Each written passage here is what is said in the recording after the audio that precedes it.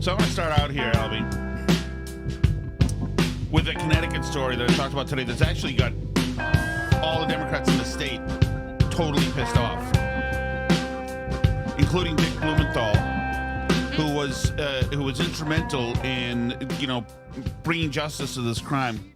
I'm going to play this Channel 3 news wrap. But because of a decision by former President Biden, he will be released this summer. Adrian Peeler was granted clemency in Biden's final days in office, despite being responsible for killing a mother and son. Your reporter Dylan Fearon is here right now in the studio to break down the case and, of course, the decision here, Dylan, that was pretty shocking to a lot of people. Absolutely, Mark and Aaron. Good evening. Let's first go back to the 1990s over in Bridgeport. Adrian Peeler was in his mid-20s, but already a notorious drug kingpin in the city. His brother was on trial for murder and ordered Adrian to kill 2 witnesses in the case, an 8-year-old boy and his mother. This is mother Karen Clark and her son Leroy Brown. People called him BJ. They were shot and killed in this Bridgeport house in 1999.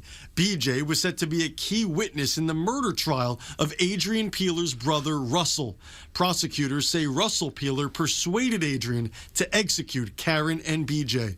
Here's Karen's brother Oswald Clark more than 2 decades ago.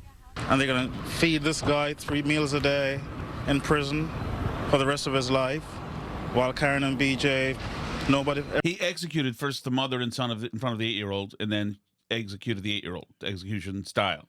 So terrorized these people, this animal. Everybody forgets them. Their memory's forgotten now. The murders sent shockwaves through Connecticut. The state even started a witness protection program named after BJ. Adrian was charged with murder, acquitted, and then convicted of conspiracy to commit murder. He was initially sentenced to 25 years in prison, along with a 35-year federal drug sentence. The sentence for the murders finished in 2022. Peeler was sent to a federal prison in West Virginia for the drug conviction, where he's sleeping tonight. But last week, President Biden granted clemency to nearly 2,500 people who he calls nonviolent drug offenders. Peeler is included in that group. Senator Richard Blumenthal today saying, "It seems to me that someone dropped the ball here to let this person get released. This was a really vicious murder that changed our laws." Yeah. So you see, this animal is going to be a free fellow, walking the streets. Nonviolent drug offender. By the way, nonviolent drug offender is like the biggest myth. Oh, totally. There's like no such thing. It means usually that they pled down from usually a bunch of much more horrible things, but that was like the easiest thing for them to get convicted on. Right. This is not going to be the only story of a nonviolent drug offender who's more than a nonviolent drug offender. And look, I get it that the violent thing is not the thing that he's in for anymore. But it's like, you can't say the guy's a non-violent drug offender. He's a very, very violent drug offender. Well, exactly. He's a double murderer or a piece of trash and is free as you and me. And, probably has saved money up in jail as well. And going to go get an apartment and be in his life, probably of crime immediately again, kill more people. Why the hell not? Well, yeah, and it's only a matter of time until we start hearing those stories that are going to come out of people who Biden pardoned who are going to have done a bunch more things. Yeah. And the only, there's nothing good about the story, but the only thing is for Connecticut, for the first time, I've seen the limits from the elected politicians on the left. Right. This is not acceptable. Well, do you remember even in Melrose, they had all donated to the bail funds during the summer of Black Lives Matter and George Kamala's Floyd. bail fund? Yep. Well, in Massachusetts, they donated to whatever the Massachusetts one is, thinking that it was like to help the nonviolent, peaceful protesters who were focused on saving Black lives, because that's how it's advertised to them. And then what it actually gets used for is things like when the peeping Tom in Melrose, who, was jerking off in a parking lot looking at girls or whatever he was doing, that he got in trouble for his like gazillionth offense doing that, and in trouble all the time for it in Melrose, in the neighborhoods where all these moms live with their kids in their nice town that they're told is the hottest zip code in America. That guy gets out, that because the bail fund pays his bail to let him out back into their community. And of course they were like, I didn't think it was going to be used for that. That's crazy. I didn't think Biden would use his pardon power to do this. Like, that's always the way, though. Of course like, it is. Who do they think it is? That, I mean, I guess they just believe some myth that, like, prosecutors and courts go around throwing a bunch of people in jail for no reason whatsoever. Absolutely. Cruelly throwing non-violent drug offenders, just people who smoked a little marijuana, but because they're black or something, they got thrown in prison. Well, exactly. But that's what it is. I mean, like, there was a mom in Melrose who was, like, all about Black Lives Matter, and her daughter, who was in, like, first grade, won the town-wide Martin Luther King Jr. Day essay contest about justice and all the things. And, like, she was all big into this. And she not only made our kids, like, walk out of a store because they sold Confederate flag merchandise and was, like, in tears because the store was like that, but she taught her kids explicitly and, like, posted on Facebook being proud of it. Like, I just explained to my children that black people and white people get completely different sentences in our justice system just because of their race. Right. And I'm like, you told them that about the American justice system? That's probably, like, one of the most race blind, economic circumstances blind systems in the world. Like, it's not perfect. No. Right? There's bad people in every system, including the American justice system. But, like, really? Well, and also Black people and white people get different sentences for the same crimes in America. But like, which, by the way, which tell your first grader that? Which walks past the initial problem here is that you've got neither the black 14-year-old nor the white 14-year-old should be stealing the Kia. Right. To start. You know, right. It's funny because we only start looking at this after the crime. Let's look at every part of the punishment, every part of the process. That's what's important here. Well, and feeding these narratives, even though you think maybe you're like, I'm trying to give it the most, like, benefit of the doubt interpretation here, but maybe you think that you're giving your kid, like, a simplified version of reality, you know, that, like, more black people are in jail because, you know, privilege in the education system and the breakdown of marriage, or, like, what, like, but the simple way to explain it is just, like, mean racist justices just throw more black people in jail, right? So maybe you think, like, the nuance view is too hard, but the problem is you're not doing black kids or white kids any favors by telling them that that's how the justice system works. No, certainly not. And taking it to a street level, you're also not doing them any favors, any kid, black, white, or whatever, to by convincing him that if he gets apprehended, he'll probably be executed by the police. Right.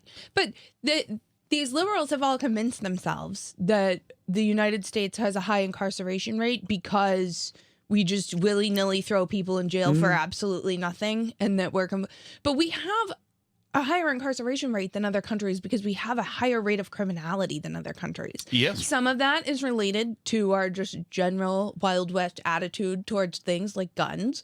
But, I mean, part of that has a lot to do with inner city crime and the destruction that largely Democrats have wrought on the inner cities and the people that live there of all races, but especially minorities, right? So it does a disservice to everyone when you lie about the reality of incarceration, because all the nice Melrose moms and all the nice Connecticut moms think when we talk about, like, Biden granting nonviolent drug offenders clemency, or, you know, the bail fund helping innocent people get back out and not be thrown in jail while they're awaiting their fair trial. Like, they think that everything is this, like, fairy tale of mean judges and mean cops and noble poverty-stricken people who were, like, just trying to steal a loaf of bread to feed their starving children or something, like, or, you know, just happened to be caught smoking weed at the wrong place at the wrong time and were thrown in prison for 10 years or something. Like, they believe these fairy tales about the justice system, and so they're willing to go along with all kinds of insane policy choices until they see the results of it firsthand. But every time they're astonished. They're astonished that the results of their policy happen the way that they do. They're so surprised. Right. It's, like, hard almost not to feel a little bad for them. Like, you didn't see this coming when Biden pardoned 2,500 people, that some of them at a minimum, like the best possible outcome is that just a few of them are total pieces of shit who are going to kill people and cause more problems. Like that's the best case scenario, right? The chances are a lot of them are. Oh, absolutely. Like chances are a lot of them are really, really terrible, and we have a really good reason to keep them locked up. Yes, and it's so interesting. It's like people are like there are more and more out of equity. You know, in this neighborhood, there's many more arrests and apprehensions. Just like with Ken Barone, it's like we're gonna move where there's a police trap because you're getting too many blacks and Latinos. So we have to move this police trap to somewhere else. But the thing goes with the problem is that with these. With the arrests in neighborhoods, there's arrests in neighborhoods because people are calling 911. Right. So who do they think gets hurt when they refuse to enforce laws in neighborhoods with a lot of minorities in them? Well, right. Exactly. It's the minority people who are largely law-abiding and just trying to live their lives, but instead you're letting criminals prey on them because you're worried about like the statewide percentage of whatever people. Like it's the most insane policy making because they've decided to, I don't know, in business you always talk about like KPIs. Key performance indicators. And there's a lot of debate about like how you should define KPIs in business, because sometimes when you start to shoot for a particular KPI, it like distorts your overall business choices, right? So like say that I have like a set goal for email open rates.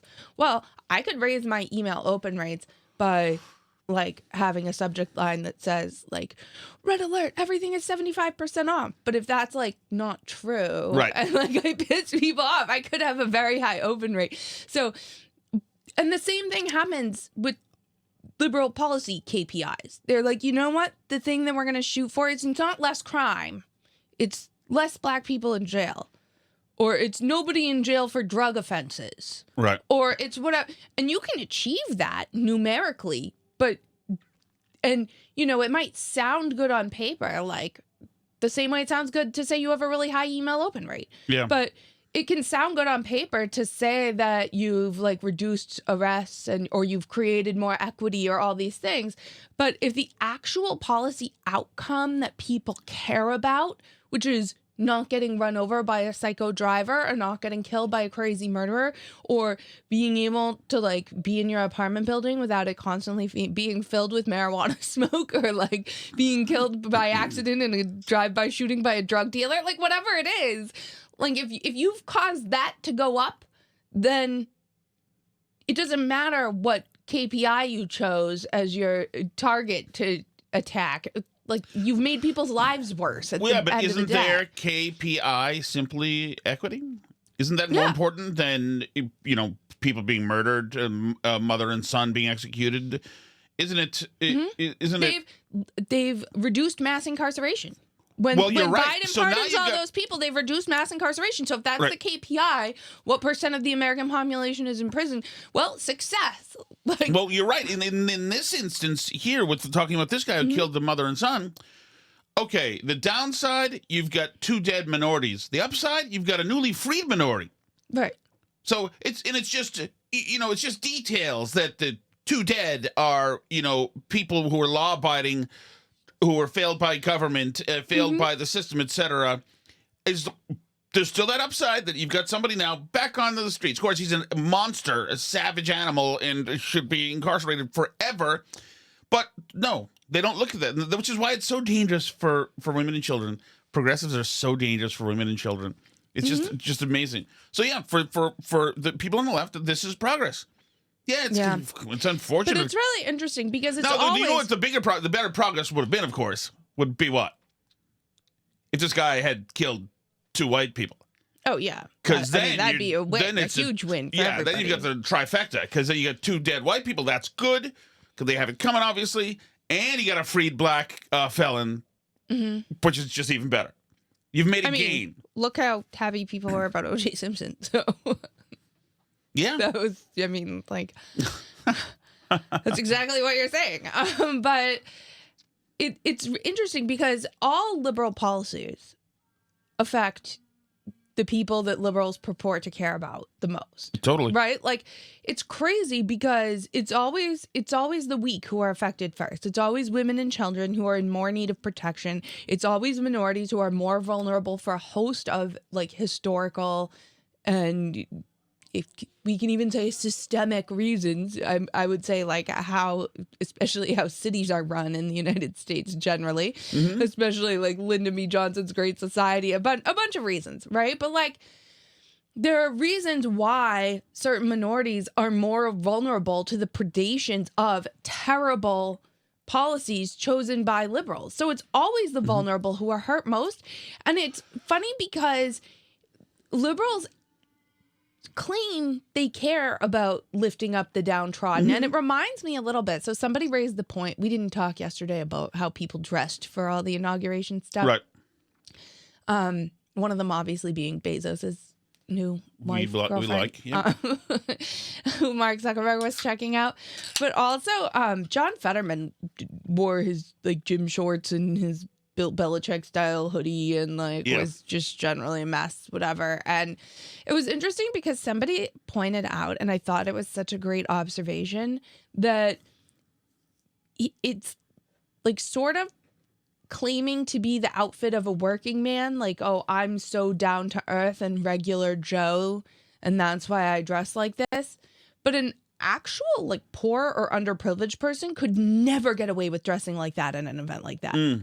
You'd be carried away. Like, you just wouldn't. It's actually a sign of enormous privilege and wealth to be able to go to an event like that, dressed like that, and not get kicked out and have people pretend like it's normal. Oh, totally. Like, if you showed up to the inauguration dressed like that. Dressed like I am now. Right. People would look down on you, right? Well, here's the other thing, too. But it's the same thing because it's like liberals are like, it's a fashion choice that's purporting to be like sticking it to the man or showing that you're like part of the lower classes, but actually is a sign that you're in the upper class and that rules and consequences don't apply to you the way they would apply to other people. It's a sign that you are immune from the consequences of your own decisions and they just hurt everybody else in your wake. Which is how liberals behave, so it makes total sense. Right. Another thing about, always hurting the people you're intended to help, just look at this lady last night, the bishop from yesterday, we'll call it Bishop for yesterday, who's a moonbat, wacko, whatever, who said, there are people out there who are scared right now, trans kids and LGBT kids are scared right now, they're scared. And saying, the immigrants, families, etc., the people who pick all your vegetables are afraid right now. They're afraid.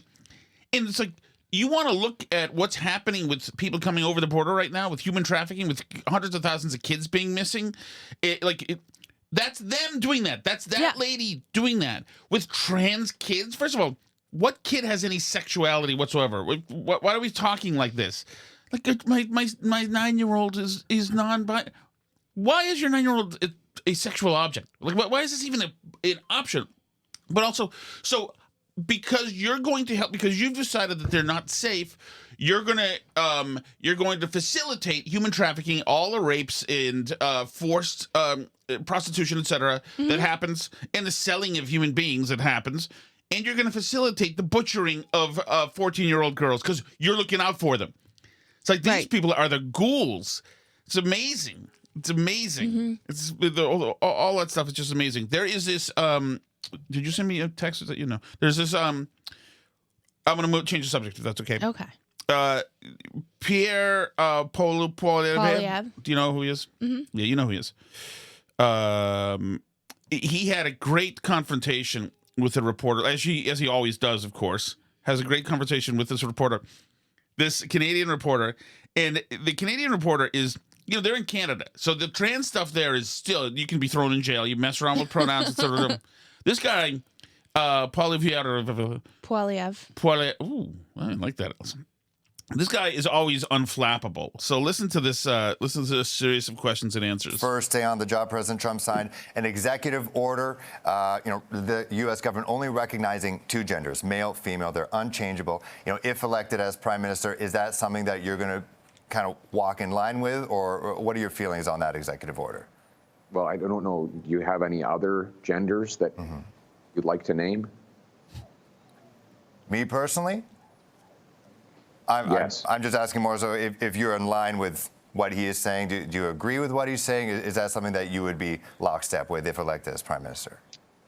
Well, I'm not aware of any other genders than men and women. I mean, if you have any other that you want me to consider, you're welcome to tell me right now. Well, there's personally, Hold on. This guy is getting very uncomfortable. And now he's having to explain what should be the most easy logic, tip of the tongue. He's having to do it through the spirit of bomb diffusion here, where this is very, very, very, very, very delicate. You're welcome to tell me right now.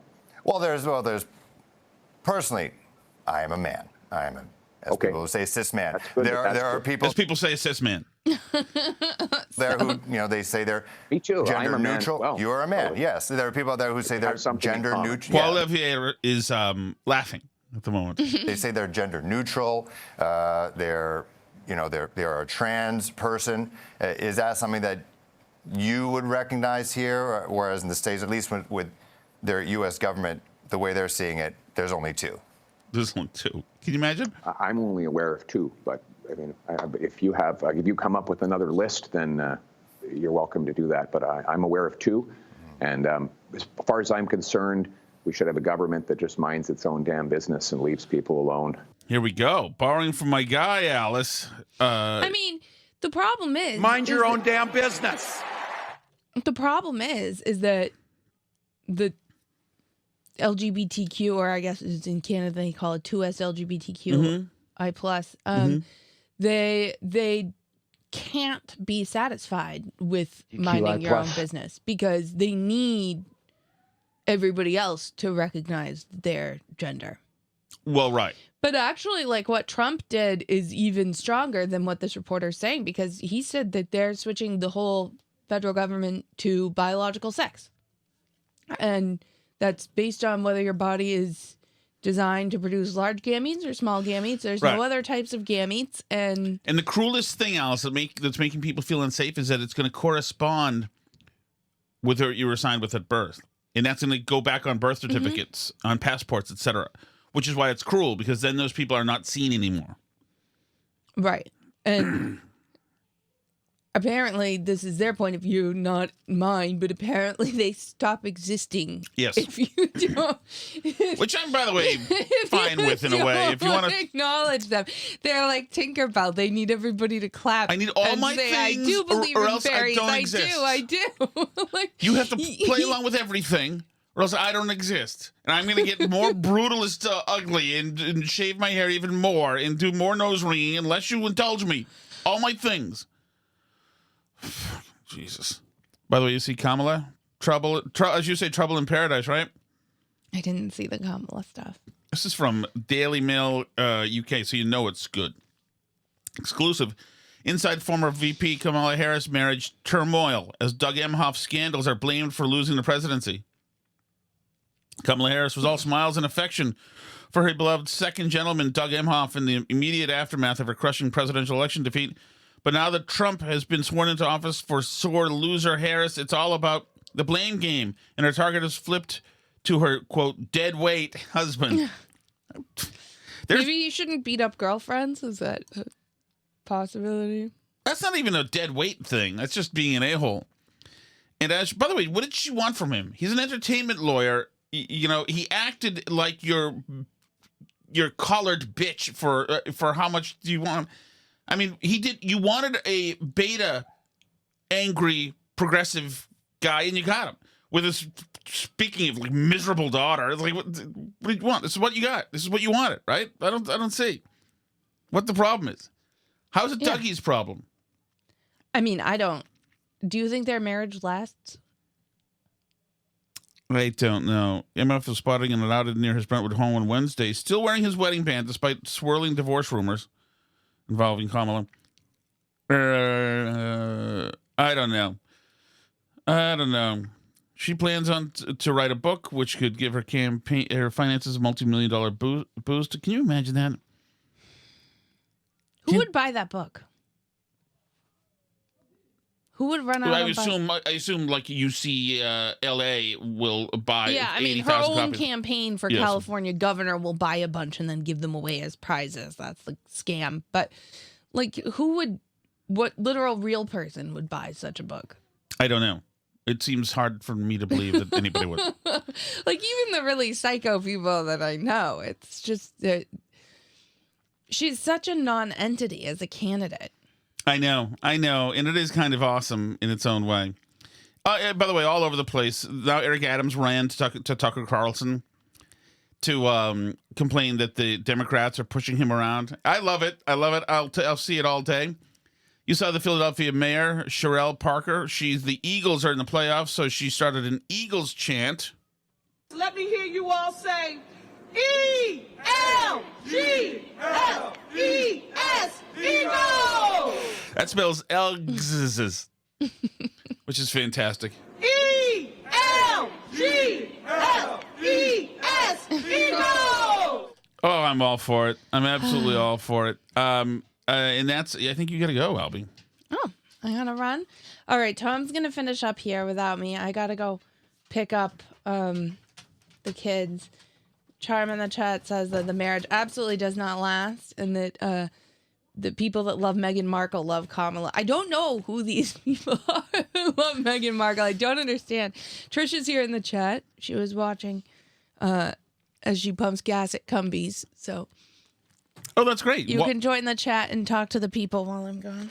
Oh, very good, very good. I thought that you were going to say for a second that we were on like the Cumbies gas thing. No, that would be cool though. That would be very cool.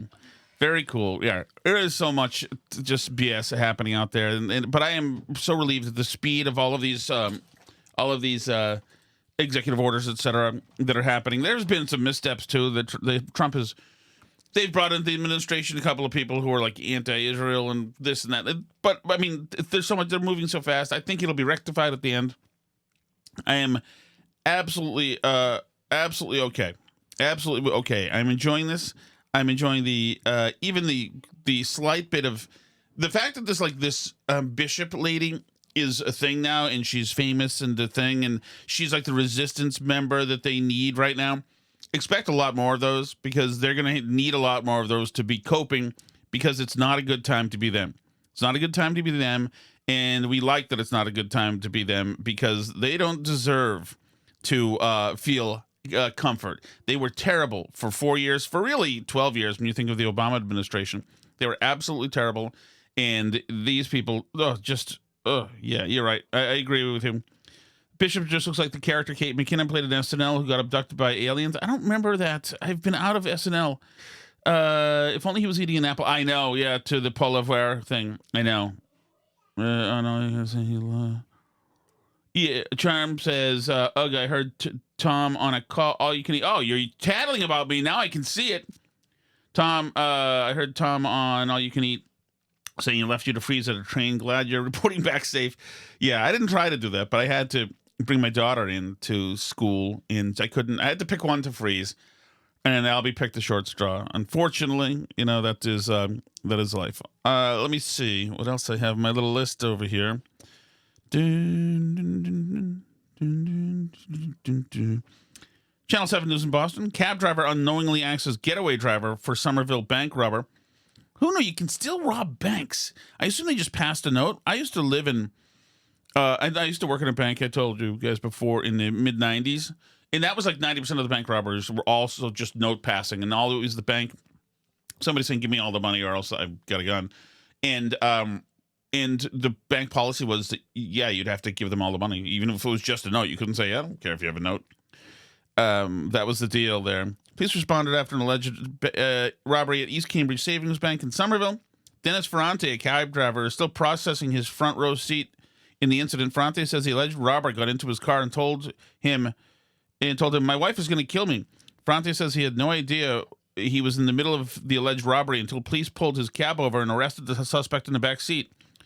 I was scared, said Ferrante. I wanted another cigarette. Oh, we like this guy.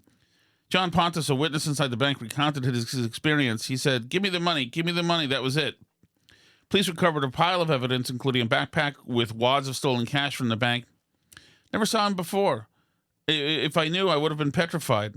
I think we like this guy. Can we get this on? Afternoon, we're hearing from a cab driver who was shocked when police Hola. surrounded his car in Somerville this afternoon. He says he had no idea he became his passenger's getaway driver. 7 Steve Cooper, he's live for us in Somerville with the story you'll only see on just one station. Coop, this is wild. Yeah, Jadian, this is one of those stories that's really hard to believe. Now, this is the bank where it all happened around noontime. If you take a look at the door here, there's now a sign that's posted that they are closed, at least for the moment, while the suspect was arrested in the back seat of a cab about a half a mile down the street. The only thing he said is my wife is going to kill me. Dennis Ferrante still processing the front row seat he had to a Somerville bank robbery that turns out he had no clue he was in the middle of, until the heads-up police officer pulled the cab over in Davis Square and arrested the suspect in the back seat. Your reaction when you were surrounded by the police? My reaction, I was scared. I want another cigarette.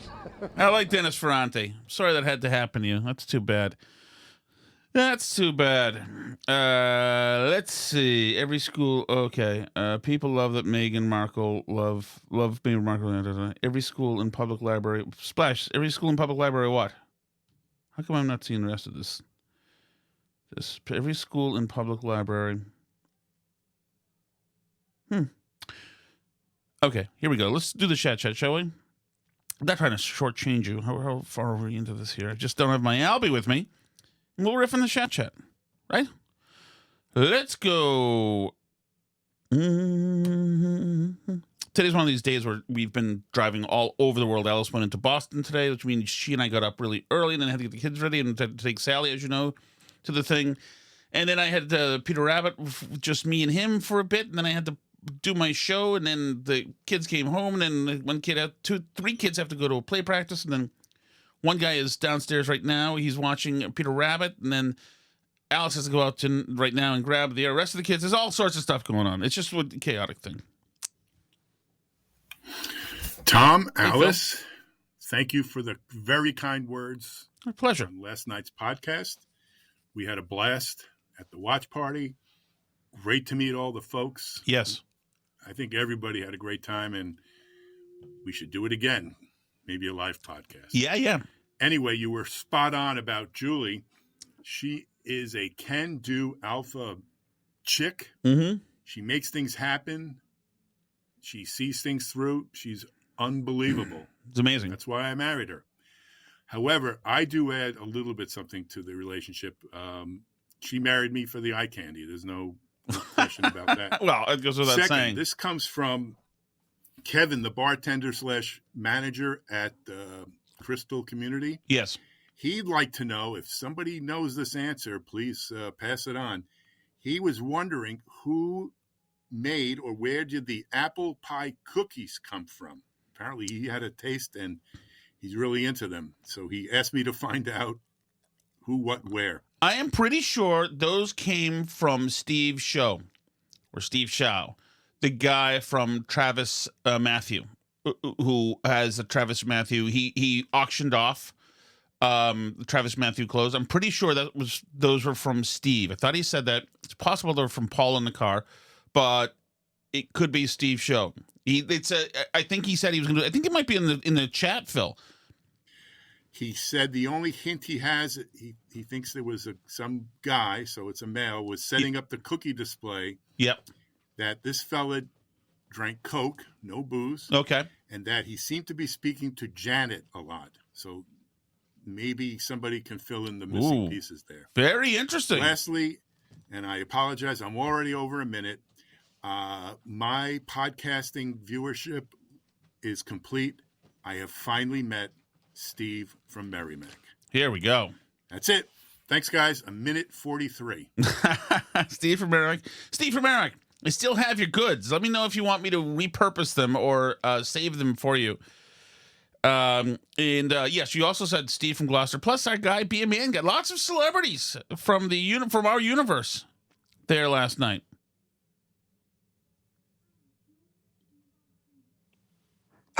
Steve from Merrimack. Hey, Steve. Regarding Elise Stefanik, I commend her for maintaining her composure during that hearing, especially dealing with that idiot know-nothing, Chris Murphy. Yep.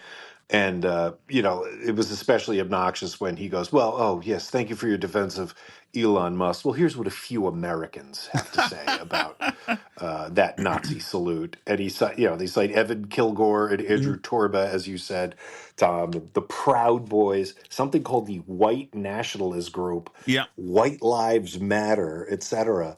I don't know. I don't know if it'd be funny, but if I were Elise Stefanik, I would have said, God, Senator, you follow White Lives Matter on your Yeah. social media? You follow the Proud Boys? What's the matter with you? Nobody I know follows those guys. Where are you getting this from? This is your Yeah. personal account, right? Oh, F that guy. I know. F him. And I'm loving the fact that she will be at the UN. I think she's terrific. Thank you. She's awesome, and I agree. But what a sniveling little tool you have to be to say, okay, find video of Musk doing something that's not a Heil Hitler salute, and then what we're going to do is find all the replies from a white guy KX4934Z, and then cite him as what Americans are saying. And I'm going to use that time. That's what I'm going to do during this hearing. That's what I'm going to use my constituents' time for. They're freaking out of ideas. They really are. They're out of ideas. Tom, I was listening to your chat replica. Or it might have been before that, and you had said something about not being able to wear shorts to church. Yes. I don't know what kind of crazy church you go to or whatnot. I guess they're all a little bit out there with some stuff. But you can do anything you want. You can absolutely wear shorts to church. Are you sure? This is the Serbian Orthodox Church. I know that there are rules for at least certainly what women can wear. There was before, I think it might have been during Lent or something silly like that, where I posted some video somewhere, and my cousins are like, "What are you doing? You can't eat meat on Fridays. It's Lent." I said, "What are you talking about? Of course I can eat meat on Fridays." And they said, "No, it's against the rules." Mm-hmm.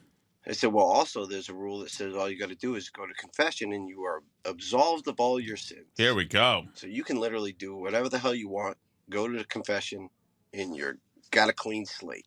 Here we go. Wear the shorts to church and have fun. Well, I'll be pilloried and castigated by the flock, and I don't want that to happen. I don't know. I mean, I don't know that I'm allowed to. I mean, I'm not actually Serbian Orthodox, so I just have gone to support my wife and family historically.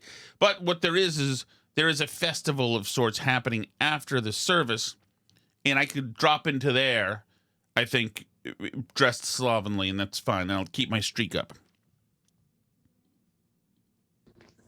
I wanted to let you know that I am now back from my crappy conference with a crappy head cold. Oh, Dr. Cheswick, sorry. It's great when you get there and there's 1,000 people there and they all want to shake hands with you and God knows what they touch. Yeah. Anyway, I just wanted to say that I hope that President Trump can break Bill Clinton's record of deportations. That would be one of the highlights of his administration, along with bringing inflation way down. Yes. And swiftly making us the most energy independent country on the planet. And if I were him, just a bit of advice, and I'm probably going to send him a resume just to see if I can get a position down there. Here we go. From what I hear, half the buildings are 1/3 full, if that. I would, for every ounce of energy we sell to China, I would have them wipe out a certain amount of our debt. Ooh. And that's how I would take care of our $36 trillion Wait, hold on. of energy we sell to China. Okay. I would have them wipe out a certain amount of our debt. Does China need our energy? And that's how I would take care of our $36 trillion. So I'm glad you guys had a great time at the party, and we'll talk to you soon. Wow. All right. We'll talk to you soon. Yeah, next time. Yeah, I'm sorry you have the head cold. I need to learn more about the China logistics.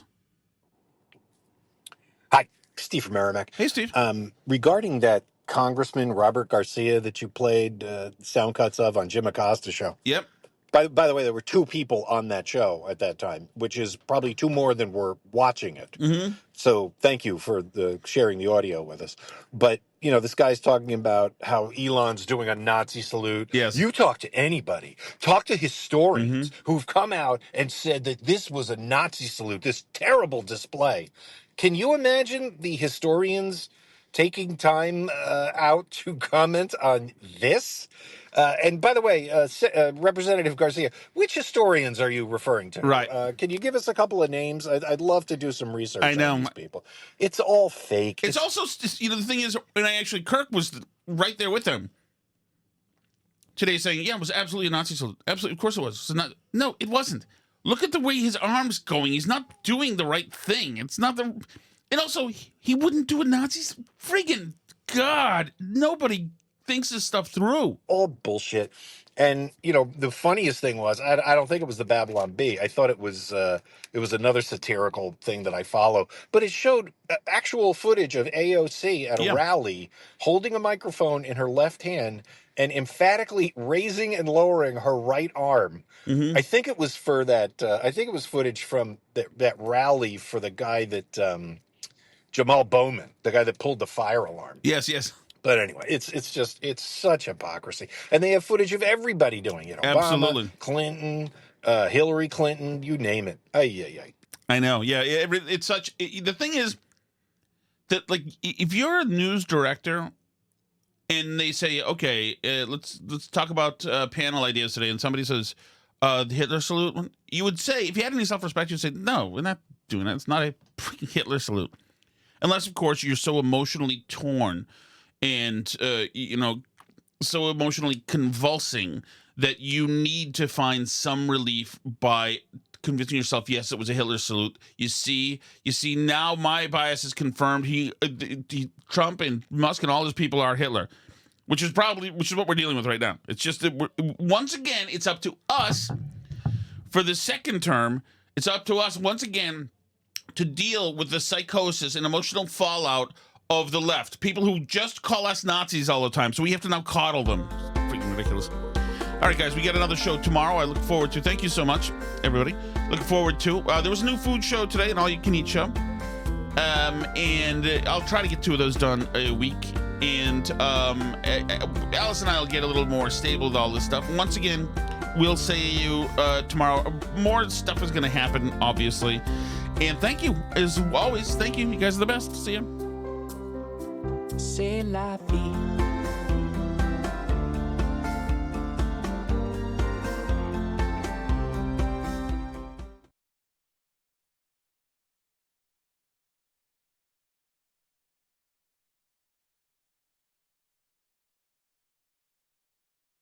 Five, 3, 2, 1.